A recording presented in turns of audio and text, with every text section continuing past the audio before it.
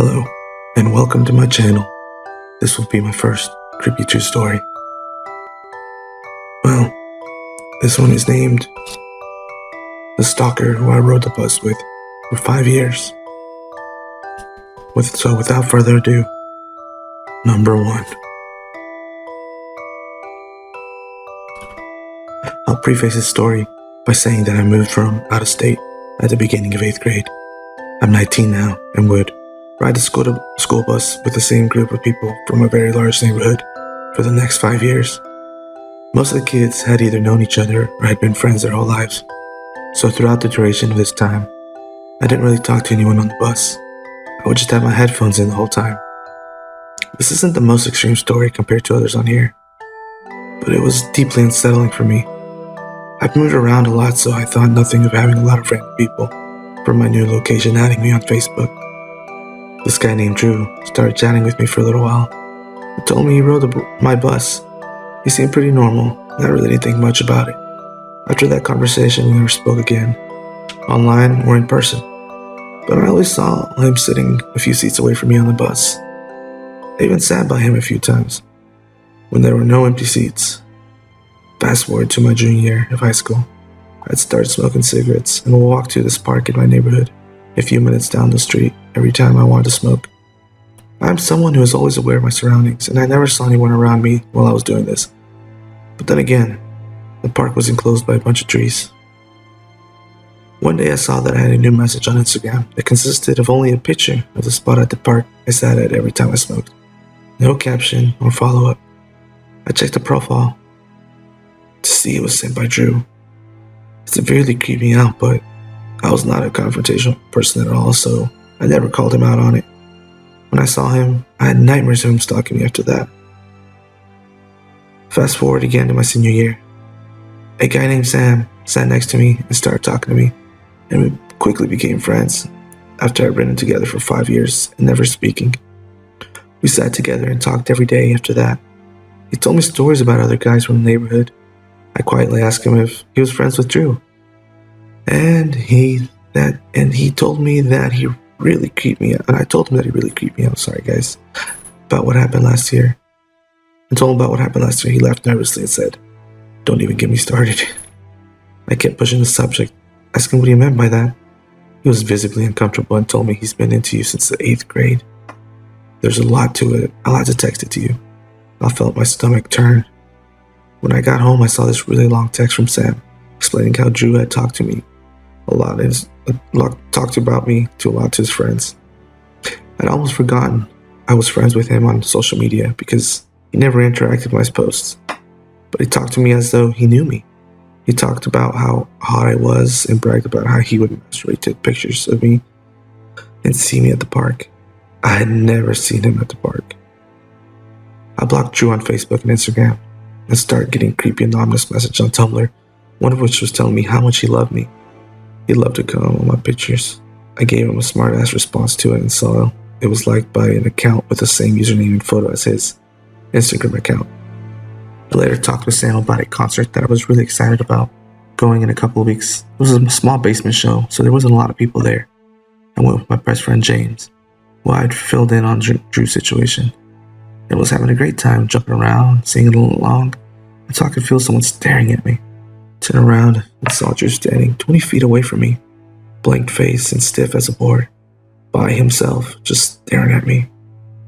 I moved behind James to get out of his field of vision, but he kept repositioning himself so he could see me. I felt like I was going to throw up and rushed outside. A while later, while I was talking on a school bus with Sam, he told me that Drew had a bunch of pictures of me saved on his phone, some taken from my social media, some he had taken off of me sitting or walking at school. I started to get such bad anxiety riding the bus around this guy, and he was constantly looking over my shoulder at the school, and decided to confide to my principal about everything that had happened with Drew. He decided to get the police involved. So I waited for them to show up and take my statement. A few days later, I was pulled aside by an adult to tell me that Drew and his parents had been talked to, and that I shouldn't have to worry about him anymore. Sam told me that Drew was scared shitless and wasn't going to mess with me anymore. So Drew, let's not meet again.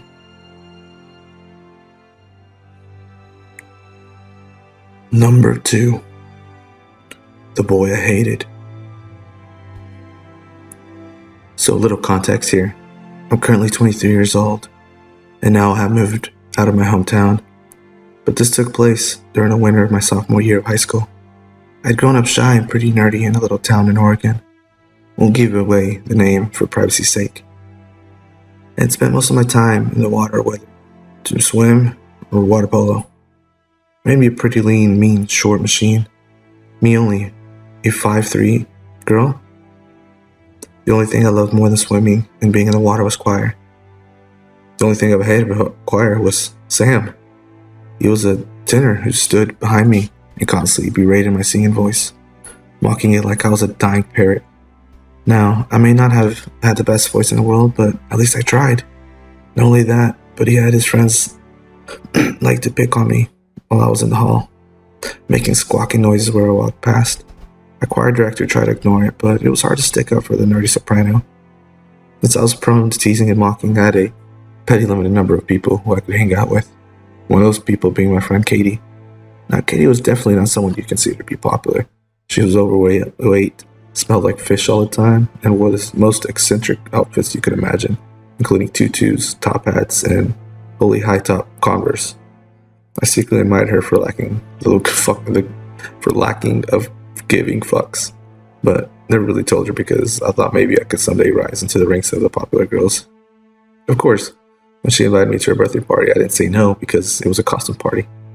I showed up in my Halloween best, beaming because I knew that I would outshine everyone at the party.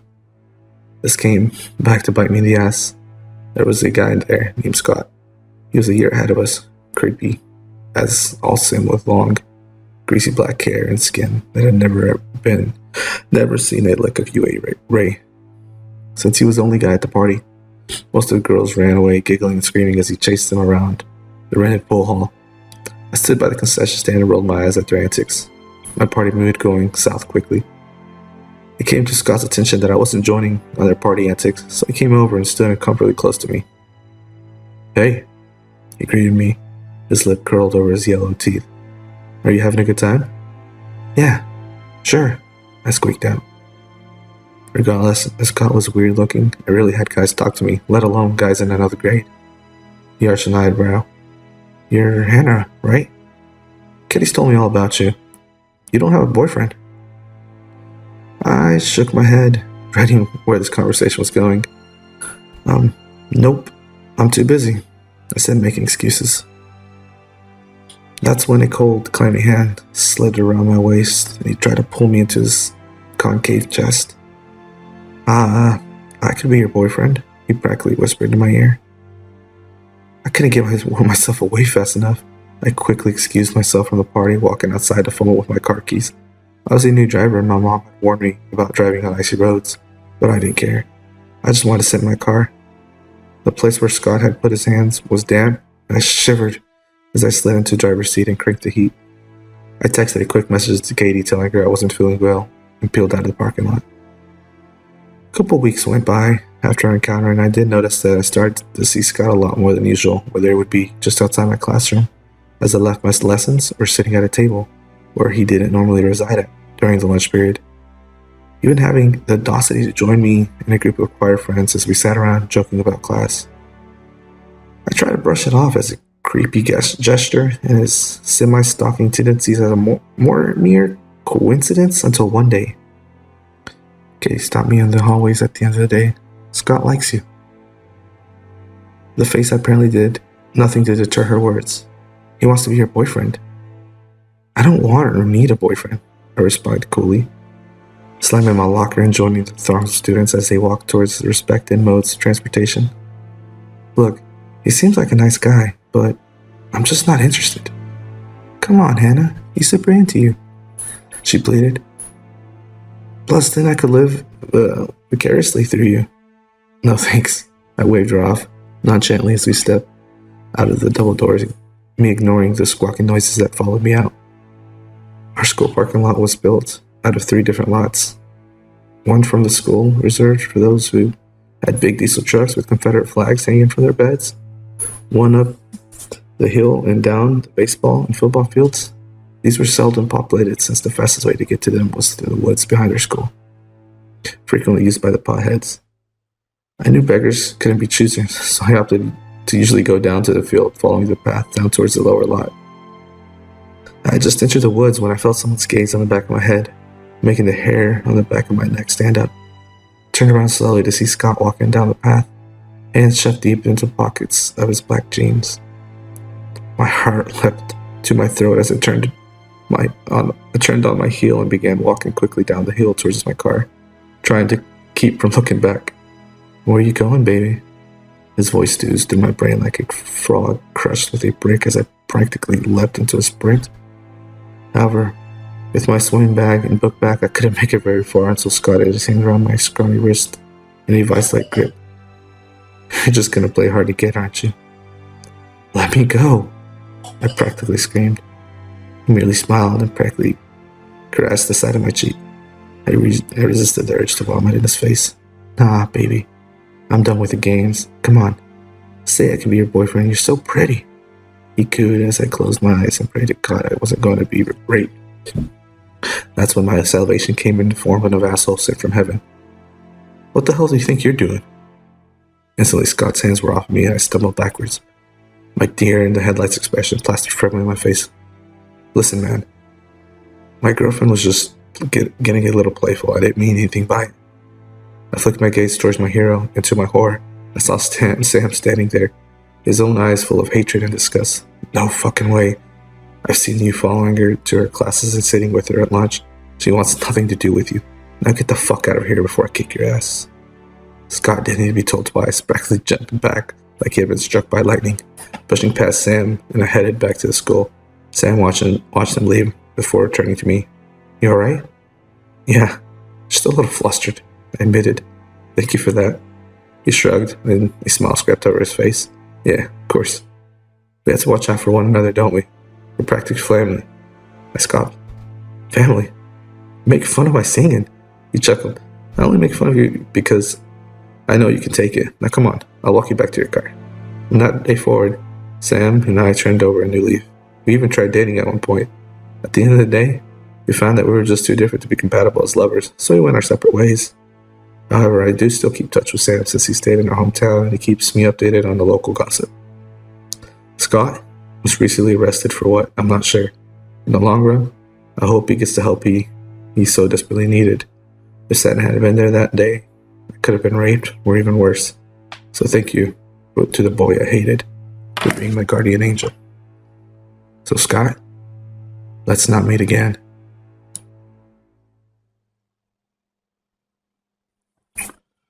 Number 3.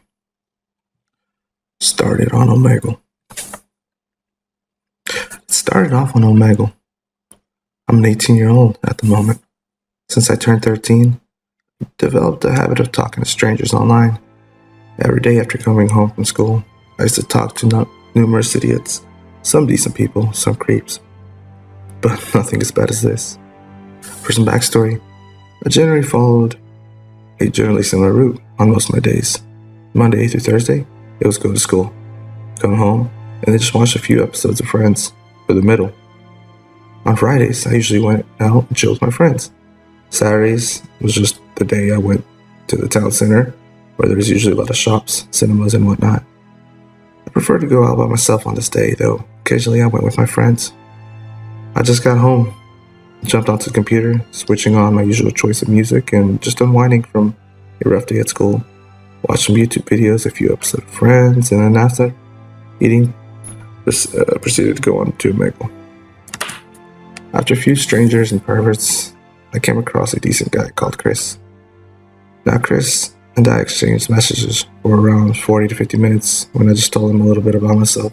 Just some general information, nothing specific to be honest. What I like to do and just basically what I wrote up, just what I wrote up there. He told me that he was 18 years old and was working at an ICT company as an apprentice. He seemed to have many of the same interests as I did, which was a little cool because it gave us a lot to talk about. I casually told him that my web browser was acting up, to which he said, "Hey, I'm great with computers. My job involves working with computers. You should totally download this application and I'll see what I can do." with a huge amount of enthusiasm. Me, being as innocent as I was, I agreed. The application he told me to download was either TeamViewer or Splashtop Streamer. The reason I wasn't hesitant was because there wasn't anything on my computer, no personal details, just schoolwork, video games. It was pretty neat that he could control my computer. I messaged Chris saying that I'm popping downstairs for 5 minutes and I'd be right back up.